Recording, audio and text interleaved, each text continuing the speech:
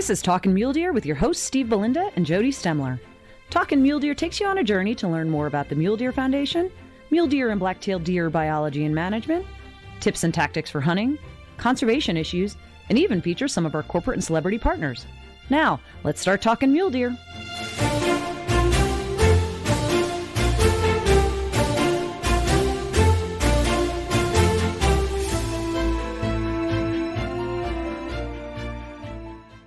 Hey, this is Jody Stemler. And I'm Steve Belinda, and welcome back to Talkin' Mule Deer. Hey, yeah, Jody, it's been a while. Yeah, it has. It's been a really busy summer. And, yep.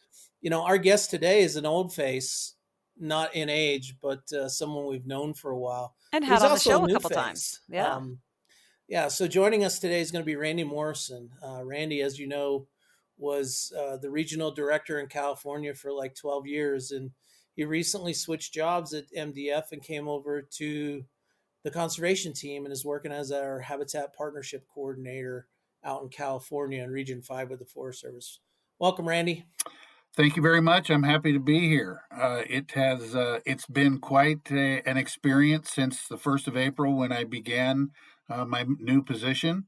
It's a lot of fun now being able to see and be a part of putting those dollars on the ground that I worked for 12 years to help raise. So it's pretty interesting and pretty fun seeing the other side of the same coin. Well, we're really happy that you're on that because it's a lot to juggle in the state and a lot of great things. Tell us a little bit about some of the projects that you're working on and that you've been able to pick up in the last 6 months since you got started there. Well, we have a number of projects that are currently ongoing. In the Stanislaus National Forest, we've got 2 currently. One in the Arnold area, which is a mastication project. It was an 800 acres of mastication in the wildland urban interface. Tell us, just for people who may not have ever heard of that, what is mastication? What are you doing? Mastication is grinding up and mulching brush and small trees and downed wood, basically cleaning up the forest. It's cleaning up both wood on the ground that can be used as fuel in a fire, as well as thinning a lot of the smaller trees that are growing, which helps to open up the canopy to get more light to the ground. It also reduces the fuels to stop catastrophic wildfire, hopefully keep it on the ground instead of having it become a crown fire. And this wildland urban interface we're working in areas that are adjacent to private lands to create fire breaks, to help keep fire out of the private lands, and also to help keep some of the deer on the public land by improving the habitat with these projects. Yeah, and the mastication and clearing out that creates a better growing conditions for forbs and grasses and things, which is great forage for those deer, right? That is absolutely correct. Now, Randy, don't you get a really I know parts of California get some ground cover that can really take over, and you and I were visiting about, dealing with that. Well, explain a little bit, what's going on there and why it's important to get that stuff. Well, as we've probably talked about in many other podcasts, deer are an early succession habitat species, and that means they thrive after habitat disturbance. And many of the species in California, much of our environment is a fire-dependent environment where historically fires have burned reasonably frequently and at reasonably low intensity, and they keep regenerating new growth on the ground. And many of our species, a lot of our ground covers are brush, be them ground cover type brush up to brush that gets up to 15, 20 feet high when it is mature, and frequent fire or mastication or some means by setting the succession of that species back benefits any early succession species such as deer. The new brush grows close to the ground where deer can get at it. It also is of higher nutritional value once it gets up very tall.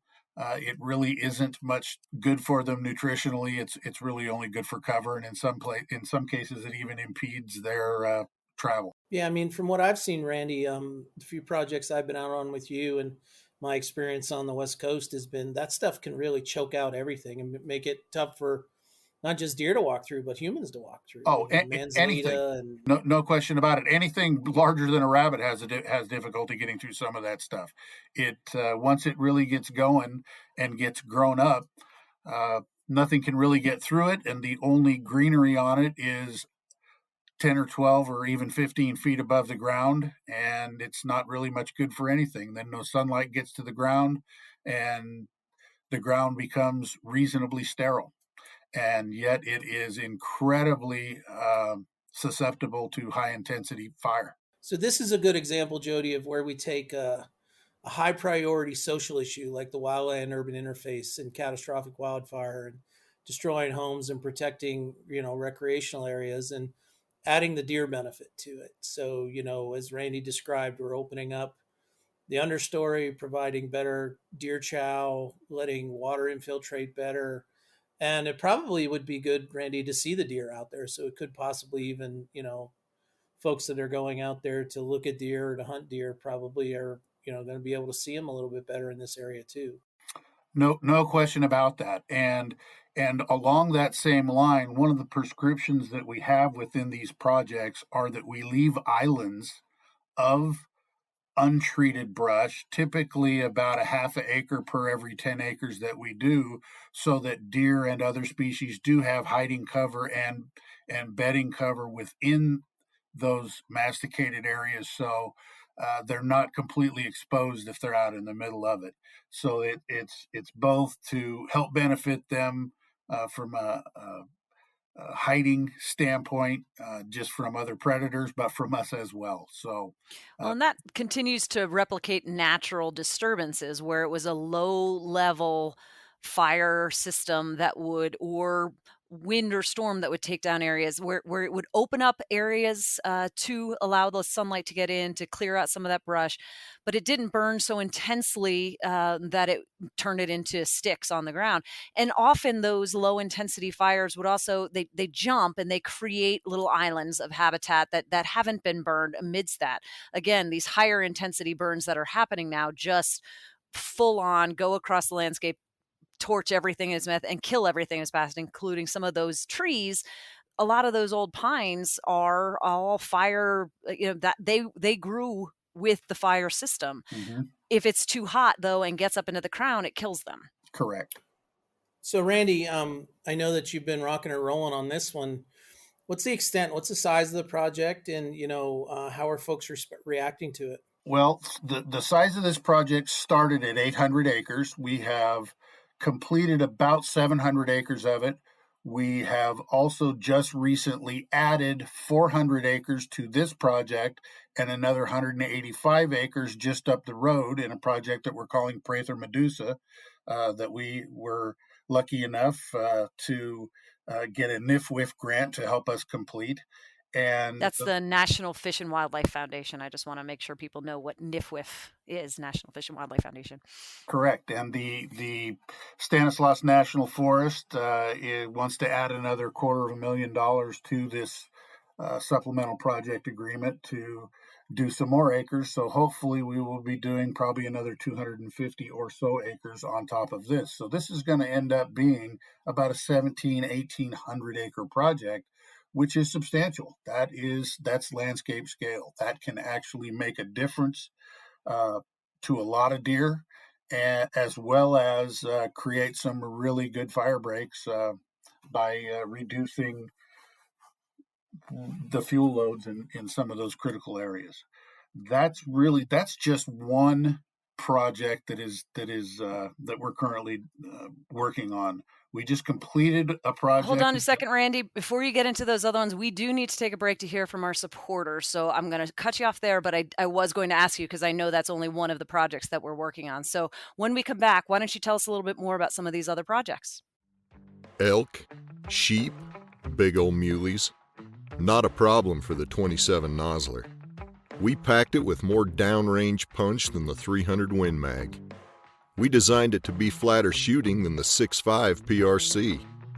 The 27 nozzler is everything you've heard, all that you've asked for, and plenty more. So enough talking. Check out the numbers for yourself and see what makes the 27 nozzler such a beast at nozzler.com.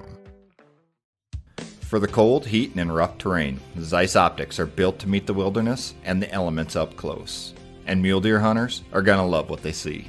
Zeiss has redesigned its entire product line and now includes lightweight precision rifle scopes, binoculars, rangefinders, and spotting scopes that the Western hunter demands. The industry-leading V4 scopes feature 14 new reticle options and scope configurations, while the V6 premium rifle scopes with shot FL glass lead the market in optics and repeatability. The Victory RF rangefinding binocular is the ultimate tool for glassing and ranging, while the Gavia 85 is the leader in premium packable lightweight spotting scopes. Zeiss Optics, delivering peak performance in even the most demanding conditions. All right, we're back. And Randy, you had just finished telling us about the project you're doing in the Stanislaus National Forest near Arnold. And we're also about to get into telling us about some other projects that you have around the state of California. So let us know what's going on. Well, in the Lassen National Forest, just north of Lassen National Park, we just completed a project called Manzanita Shoots. And interestingly enough, why that it's called that is it was a huge manzanita patch that around the turn of the 20th century, Basque sheep herders would bring their sheep into and out of the mountains and use this natural funnel that was a manzanita patch in between a big forest, and they were counting their sheep on the way out and counting them on the way back in every summer, which is how it got its name. So it was an immense manzanita field that went for several miles and several miles long, several miles wide. And we have been doing mastication in this manzanita field, and it has been quite an interesting project. Steve came out this summer and toured that project with me. We finished 800 acres of it last year, and then completed the project this summer by doing another 320 acres. So we're now done with that project, and it has really made an incredible difference. And the amount of deer traffic in there since we masticated it was just incredible. It was hard to find deer tracks anywhere around there. We masticated all that ground, and now you see deer everywhere in it, feeding in it, and there's tracks literally everywhere. So it's That's cool. It's pretty makes you feel good to go out and see that our hard-earned dollars and all of our work is paying off. And in the El Dorado, Jody, National it's pretty Forest, dramatic. Sorry, Randy, but quite all right. seeing it in action, the contractor you had out there for that did a quality job, excellent job. Seeing the small machine and then the larger machine and seeing the result and talking to them, it was really an immediate effect.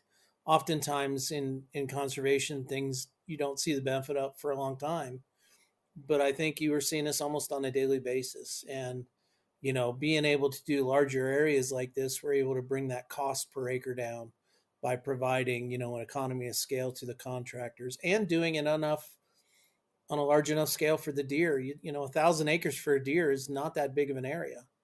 But if you're only doing 5 to 10 acres, it's not going to make much of a difference for those herds there. So you have to do it in the scale of this to make more of an impact on the landscape to allow their feeding and their movement to continue in the way that they need to do. Well, and as Randy described, the geologic feature of this of way this manzanita patch fell between some rock formations and some geology. It's not just the sheep that were using it as a passage. The other wild game were using it too. So it really does, benefit and looks at those areas from a strategic standpoint on where we can help deer the most. Well, it's funny you described this chute and the sheep herders used to count the sheep. That suggests that they could see through all of the brush to be able to do that, to be able to count them, right? So I'm assuming that's the point, is that it was so dense that nothing could move through there anymore. Well, that's absolutely the case. In fact, one of our contractors used a machine called a Tiger Cat, and the roof of the tiger cat is actually 14 feet above the ground, the top of the roof.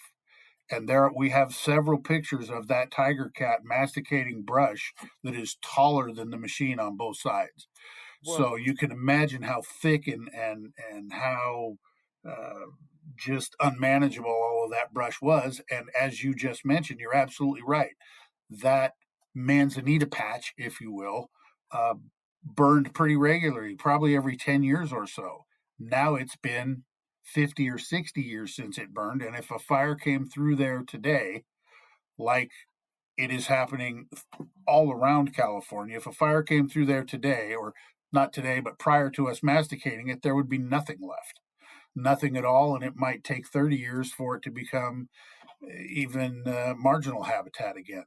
So these projects are just incredibly important. And the more of this kind of work that we can do, this is the way that we are hopefully going to get out of the position that we put ourselves in by trying to suppress every fire in the state for the last 50 years. And unfortunately, we are paying the piper now for it, as we have gotten into, again, probably the third worst fire season in our history. And it's not even fire season yet. Last year was the worst in our history of the state. The year before that was the second worst. And right now, this is the third worst. And quite frankly, it'll probably end up being. And it's only just begun. It's only just begun. So these kinds of projects are incredibly important. And it's basically a fuels reduction project. That's where most of the funding comes from, to try and put some brakes to stop these catastrophic wildfires. But the byproduct of creating really terrific habitat for our black-tailed deer and our mule deer, it's undeniable. And as Steve was saying, you can literally see it on a daily basis. Yeah, Jody, one of the other things I noticed is Randy's done an excellent job of developing a rapport with our contractors. They bid this stuff out. They sort of know what it is. We're a conservation group. We're not looking at this as just as a, like the Forest Service would, just trying to accomplish. We are trying to increase deer habitat. So, Randy worked with this specific contractor and basically described to him what we were doing, how we were trying to do it, and actually gave him a little bit of biology conservation lesson on why, the approach MDF wanted to use. And having talked to that contractor, they get it. They're hunters. These guys are, big deer hunters, and they actually took it upon themselves to build a little bit of flexibility and adaptability and coordination with Randy and our Forest Service partners based on what they were seeing on a daily basis and how they know, how deer use an area. So they actually, could look at it and say that we need bedding or hiding cover over here, and maybe, a little bit more clearing over here. And it worked out really well. And we're able to go back in after the fact and do, map out what was actually done so that we're accurate in our accounting and project responsibilities. And I thought that, having contractors like that, people that understand why we're doing this and that are, deer enthusiasts themselves, really makes a world of difference. And Randy, tell you what, he found a great contractor out there. Well, and I think what I wanted to make sure I pointed out here is that when we're doing a project like this, a lot of people might think it's like you're just blanket clearing everything out. But that's absolutely not the way it goes. I mean, like you said, you're leaving islands or you're leaving some of the larger trees. And I think it's important to visualize that it's creating this system where you're looking at the entire landscape as deer or other wildlife might use it. And I think, if I'm not mistaken, Randy, the most recent issue of the magazine had the California State Spotlight, and this is the project, one of the projects you talk about, right? So there's Yes, actually there are some pictures of this project in that magazine. So if people want to look at that and you have the magazine, I'd encourage you to take a look at those pictures, because it is pretty impressive to see how a project of this looks. We can talk about it, but until you can visualize it, it is neat to see the difference on the landscape. Yes, what we want to do is return this to a natural-looking forest. It's just a thinner forest in some areas, but it's certainly not going in and and mowing it like mowing a lawn. There's areas where big clumps of trees are left. Any live trees that are over a certain size are left. Trees that are of a smaller size, up to 10 inches, for example, we're thinning them down to a particular spacing. And then in some areas, we're leaving everything, including the brush, um, intact so that they've got these islands. Hardwoods, oak trees, we don't take oak trees in a mastication project unless we absolutely have to. Oak trees are very important trees. Mast. Exactly. They Acre. benefit many, many, many different species of wildlife. Those are incredibly important trees to the Forest Service, to us as conservationists, to all. And those kind of trees are most definitely kept intact. Cool. Well, we have reached another point where we need to take a break to hear from our supporters, but you're doing a great job going through some of your certain projects here, and I'm pretty sure that there are a few others that you have on your slate that you want to tell us about. So when we come back, we'll come back around and talk about a few of the other projects you want to spotlight. I'm Anthony Imperato, president of Henry Repeating Arms. Patriotic Americans are looking to protect and provide for their families, now more than ever. Henry has over 200 rifles and shotguns to choose from, made in America or not made at all, and backed by a lifetime guarantee. Go to henryusa.com and order our free catalog, decals, and a list of dealers in your area. That's henryusa.com. Thank you, and God bless America.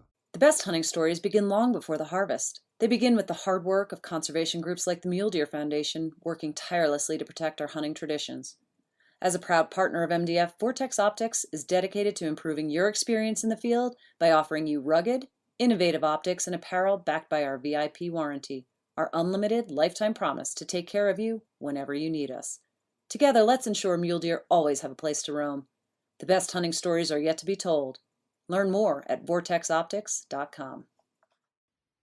All right, we are back, and we just were hearing about the Manzanita Shoots project that you've been doing up near the Lhasa National, or in the Lhasa National Forest. Tell us a few other projects that you've got going on, and tell us what you're doing and making a difference with. You bet.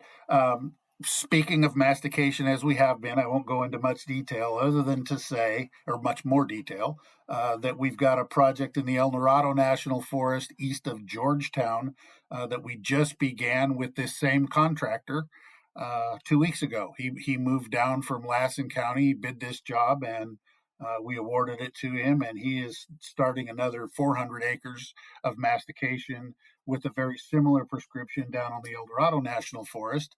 And we're looking forward to seeing how that turns out. I'm actually going down on Wednesday to do a site visit and a project inspection, and I'm really looking forward to seeing how things are going down there.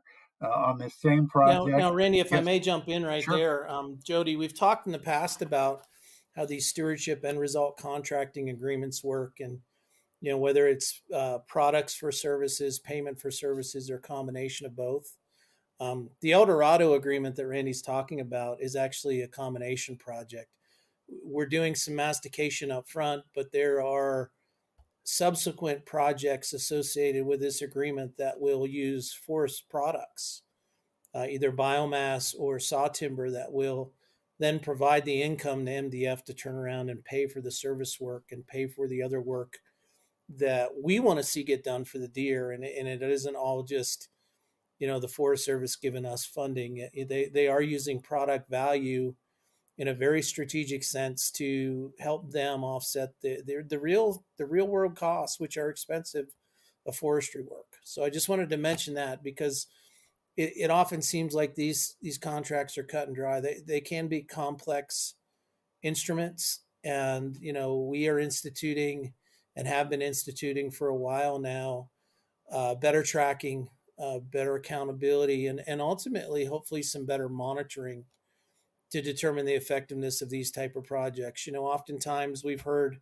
well, you're just another, logging group, or you're just out there trying to collect as much money as you can. And we're really not doing that. What we are trying to do is use the contract vehicles that are available to us, the funding vehicles, and also bring our partner money and our own money to the table so that we can have skin in the game and we can meet that 20 to 25% match and actually, work in true partnership. But, oftentimes it's not well understood how these things work. And I just wanted to point out that, going into this El Dorado agreement, there will be payment for services and goods for services as part of it.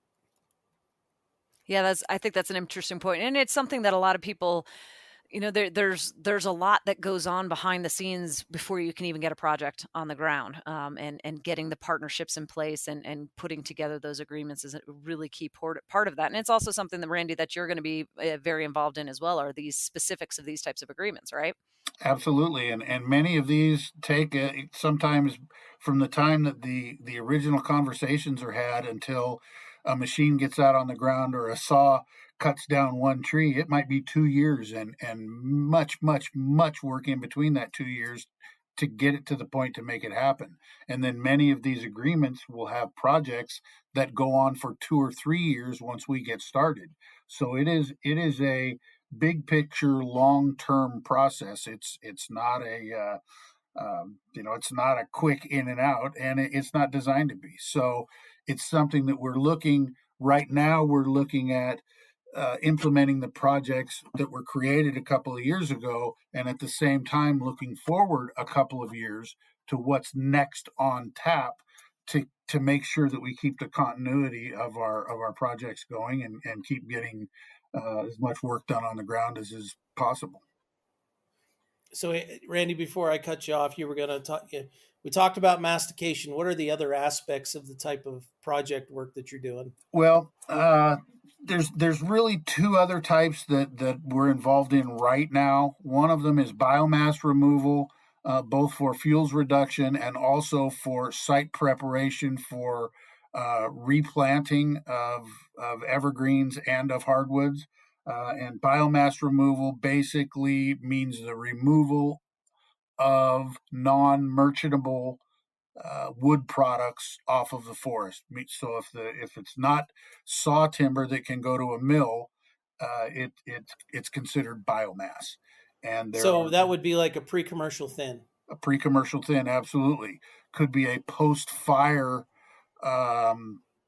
snag removal. It could be a post-storm event removal of down timber, of small non-merchantable trees. It's the gamut. It could be many things. Just basically anything that's non-merchantable, and then that is normally used as chips for either biofuel plants or for shavings or wood chips or to amend soil or whatever other uses we can come up with.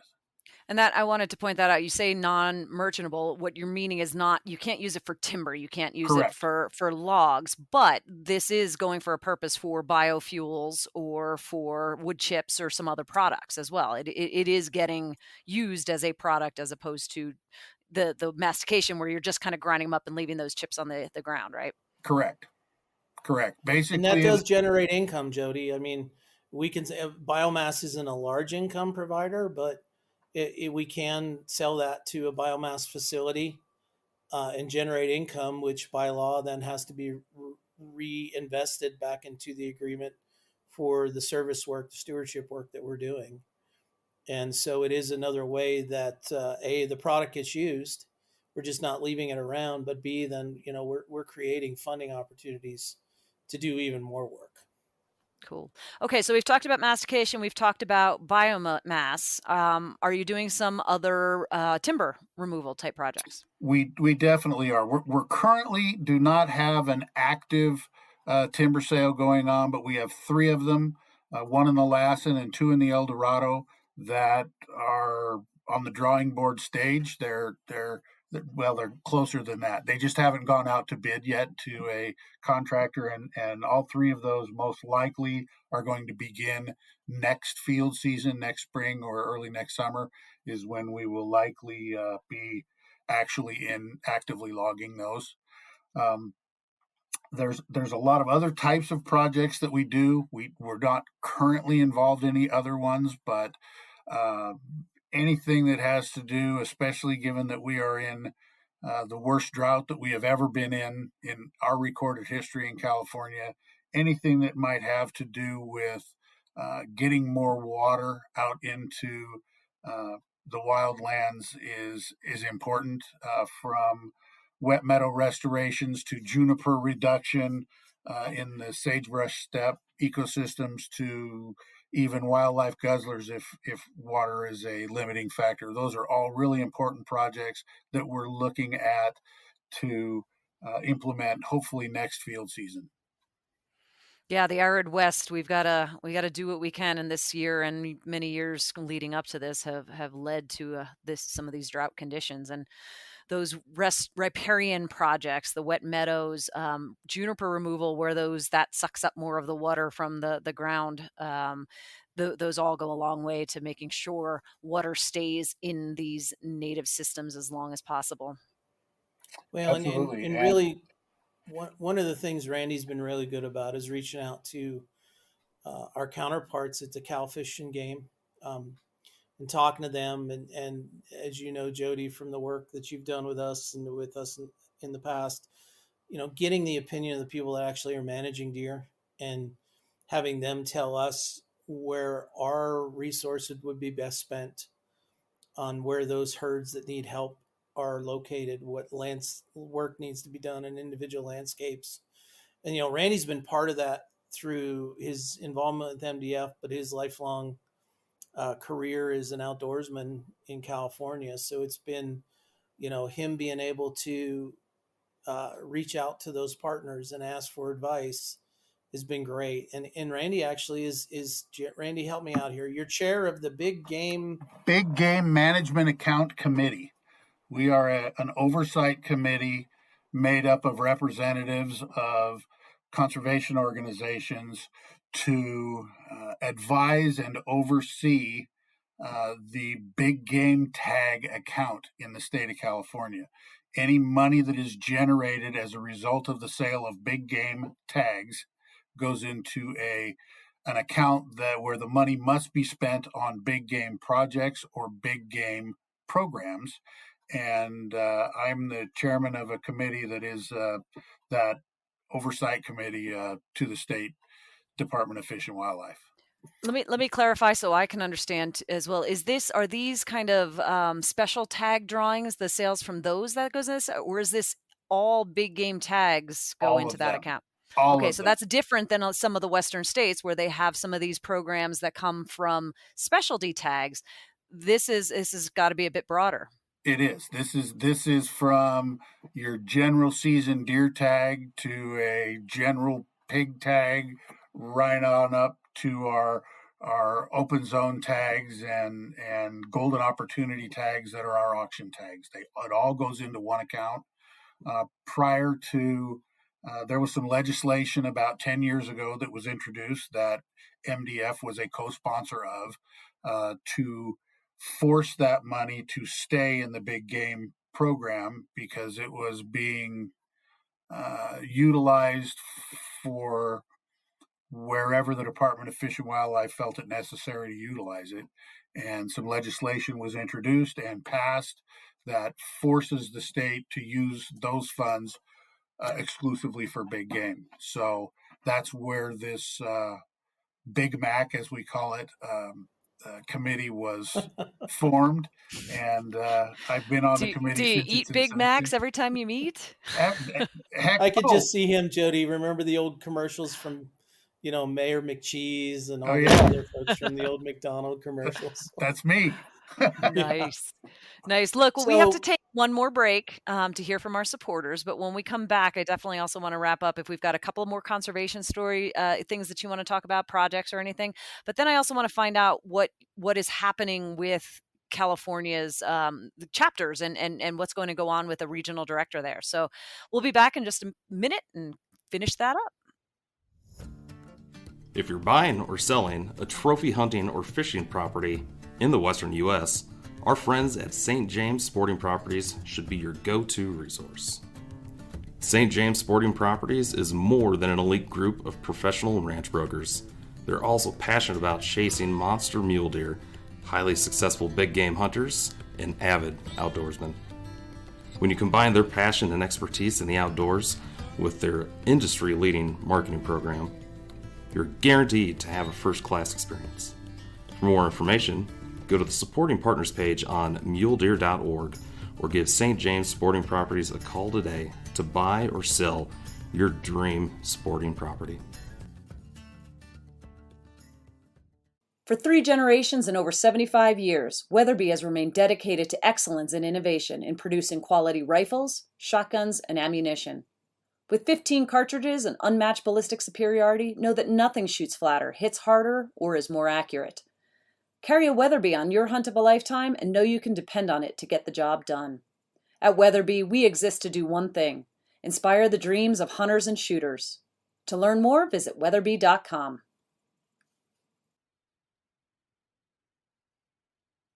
All right, so we were hearing a lot more about some of the conservation projects. We had just heard about Randy's Big Mac attack and the big game license, the funding program that you oversee.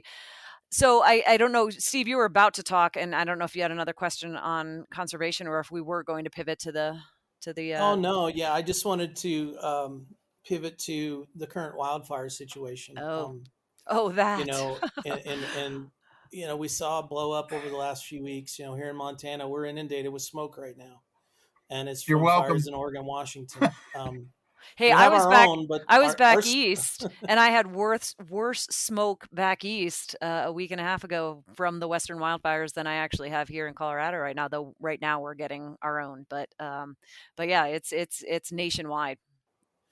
I just wanted to let Randy explain, you know, how we're going to be moving forward with either post-fire restoration efforts or, you know, pre-fire preventative efforts. We've talked a little bit about the mastication and fire breaks and that, but you know, we can get there's going to be a lot of emphasis, probably new legislation at the federal and state level and more funding and, you know, just understanding how MDF in particular in Region 5 and in California are going to be working with that is pretty important. So Randy. Well, let me put a little pause sidebar on that. The new chief of the Forest Service was the former regional forester for California, right? So he intimately knows that area.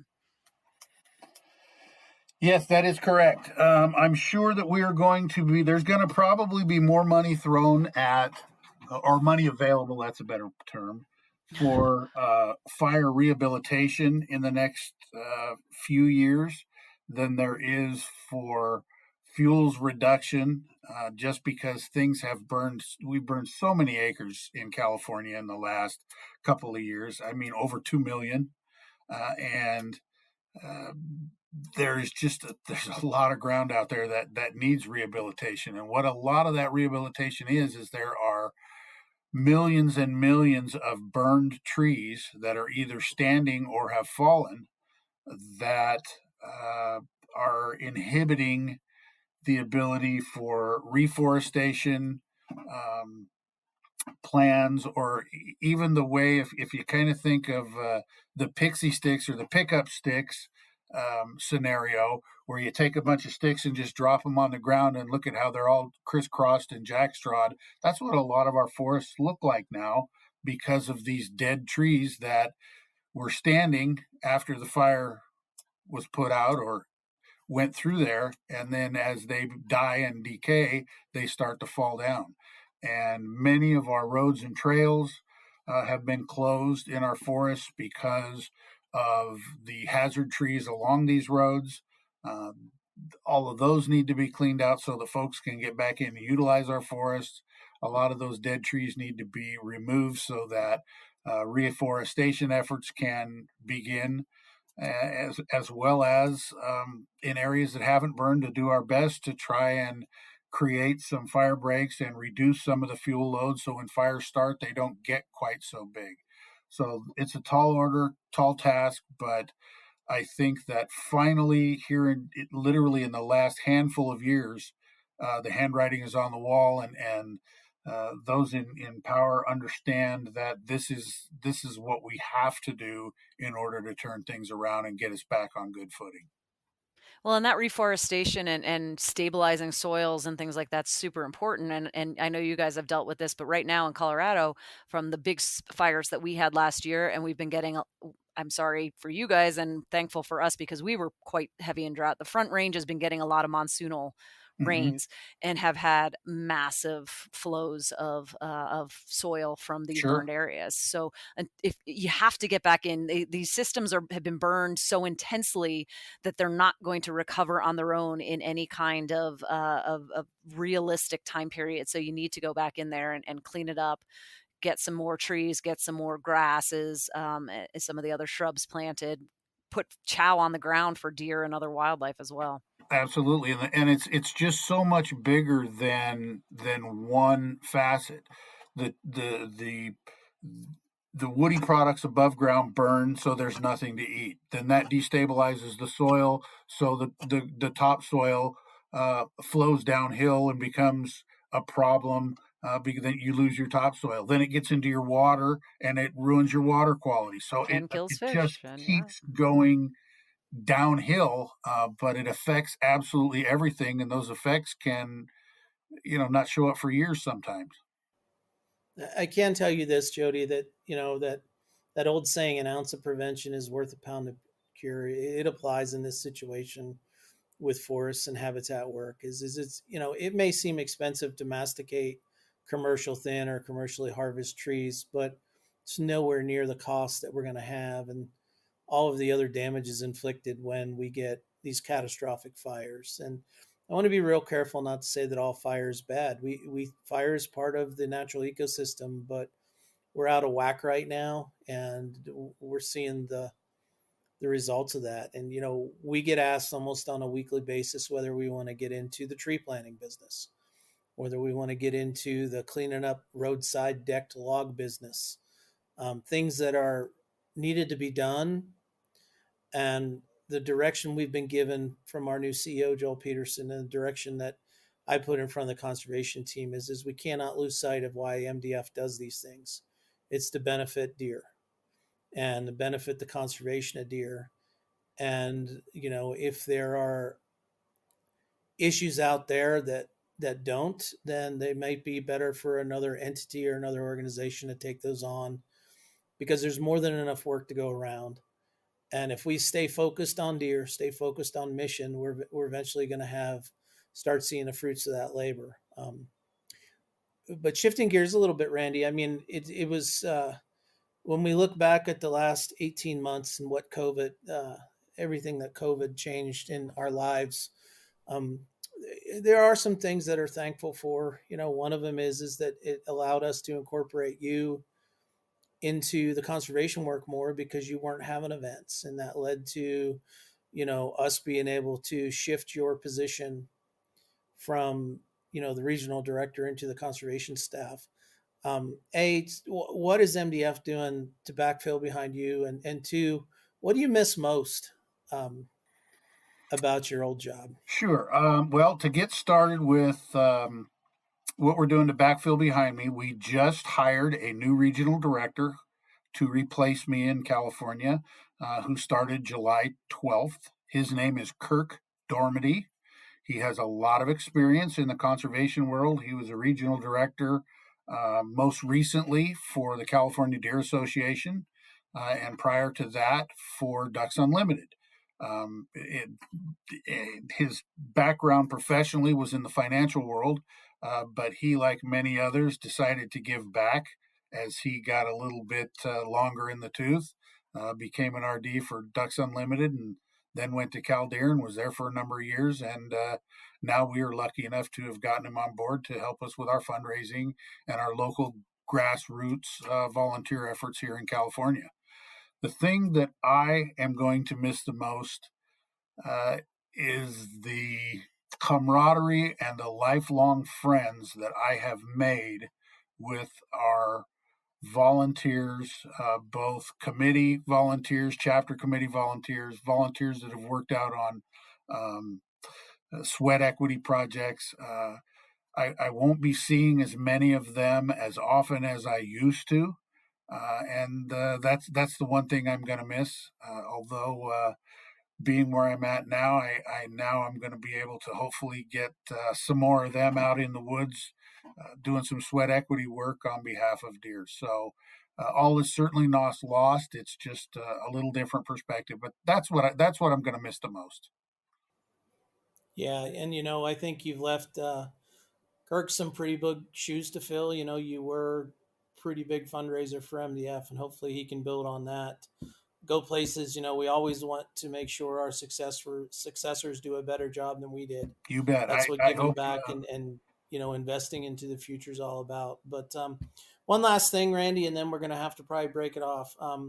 We don't just have mule deer in California. We have black-tailed deer, and then we have, I guess, what they call the California deer or California, something like that. yes, which we in California, or most of us in California, we just call them crosses because basically they're a cross between a blacktail and a mule deer, and probably if you took our state and looked at it vertically, probably the western third of the state, or maybe western quarter of the state, is blacktail. The eastern quarter of the state is mule deer, and the half in the middle is they're all crossed up. You can look at a herd of deer, and some of them look blacktail, some of them look mule deer, and the rest of them look like a cross between the two. So, Well, we'll have to ask Jim Heffelfinger next time we have him on if that's even possible. But I know what you're it saying. absolutely is, and in fact, that's really what the California mule deer is a hybrid between the two. And how much of a hybrid just depends on how far east or west they happen to be within that zone. Um, Well, I know you were successful setting up some chapters that have blacktails in their names, oh, definitely, and definitely. My home chapter. Where do you see us going as the partnership coordinator and the habitat projects on the black-tailed deer issue in California? In what we call in California the Big Green, which is northwestern California, also known unaffectionately as the Emerald Triangle. Isn't that Bigfoot country? It's Bigfoot country and it's cannabis country. That is some of the best blacktail habitat in the state, and it has a lot of problems and a lot of issues, and it's one that finally is begun to be tackled by both our federal partners and our state partners, and we plan to be absolutely in the mix of that. A lot of ground in blacktail country is private land, private ranch land. So our abilities to affect change there are limited somewhat, but certainly we're not, it's not exclusive, but we don't have quite as much opportunity on private land as we do on public land to affect change. But we definitely are going to be having more opportunities, especially given the Million Acre Fire in the Mendocino National Forest last year. There's a lot of emphasis being put on what are we going to do with that forest now. And I think that there are going to be many opportunities, and we're going to be right in the middle of those. Fantastic. Well, we really appreciate your time. I know it's been, it's been a tough year and a half. I mean, between COVID and dealing with all of those and transitioning, and then now how busy things are with this year, tough but exhilarating also. I know there's a lot that's been going on, and I think you've been having a lot of fun, and it's neat to see and hear how much you're learning and engaged in all these issues, and how much you know about it now. It's fantastic. So thanks for what you do. I'd like to, what I always try to do is give it one last chance for any closing thoughts, Steve or Randy, if you have anything that we didn't talk about. I do. I just want to thank Randy again for stepping up. He doesn't have the background, Jody, that you and I have in natural resources. He sure talked like he did right now.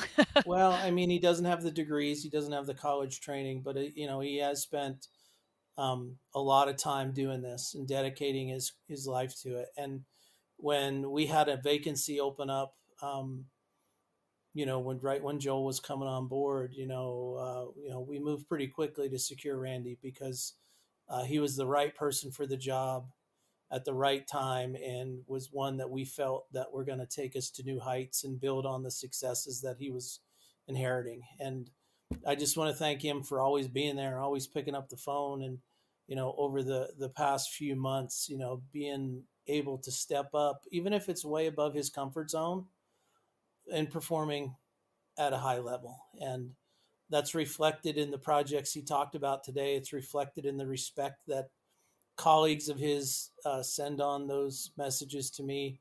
And it's also reflected in his willingness to take MDF to the next level and do whatever's necessary. Pulling double duty over the last 3 months as a regional director and as in the habitat conservation team world was nothing less than short of amazing. And him stepping up, I don't know if everybody could have done it, but I know Randy did it, and I want to thank him publicly. He knows that I really appreciated it, and we really look forward to the next steps in California. I think we're on the verge of really, getting a lot more done and starting to spill out into other regions with this program that we're building, and underneath Joel's leadership, to stay focused, think bigger, figure out where we can maximize our input, and be one team on one boat and use all of the resources that MDF brings to the table for the same direction is going to be really important. So California, there's a lot going on out there. I think we have 9 or 10 active agreements. We talked about 3 or 4 of them. Randy's been in all of the discussions and helping the decision process made on, really resetting a lot of things. And oftentimes when you get a new CEO and you have some staff turnover, it is a good time to reset, reevaluate, and re-energize what we're all about. And I think that we're well on our way. California's leading the way. It's a huge state for us, and we're thankful for Randy's commitment to MDF. Well, thank you very much. It's a pleasure. I still always go by the mantra, and I've done this ever since I started with MDF, and I really truly believe that. And it's, if not us, then who? And if not now, then when? So we got to do it, and we got to keep at it. Somebody has to look after our deer, and if we don't do it, it isn't going to happen. That's very true, and a wonderful thing to end on, because we need people to hear this message, people to get involved with MDF, help us out, see the great work that we're doing on the ground. So Randy, thank you so much for your time. It was great hearing from you. Really appreciate all the work that you're doing, and I'm glad we're able to let our listeners know more about what's going on out in California. So until next time, this is Jody Stemler. And I'm Steve Belinda, and thank you for talking mule deer.